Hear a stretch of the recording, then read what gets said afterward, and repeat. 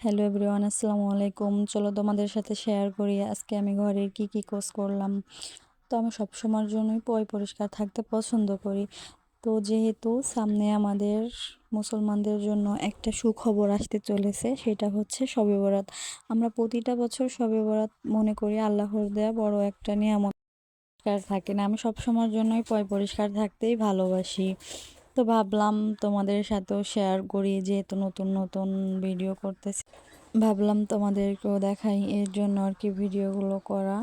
ভয়েসটা হয়তো জানি না কেমন হচ্ছে, জীবনের প্রথম ভয়েস দিতেছি, এর জন্য যদি কখনো কোনো ভুল হয় তোমাদের কাছে আমি মাপ চেয়ে নিচ্ছি।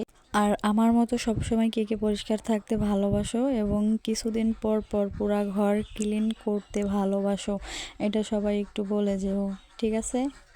তো সামনে যেহেতু শবে বরাত, তোমাদের সবাইকে দাওয়াত দিলাম, দাওয়াত রইলো, তোমরা সবাই আমাদের বাড়িতে এসো। আর সবাই সুন্দর করে নামাজ পড়ো, আল্লাহর কাছে যা চাইবা তাই পাইবা।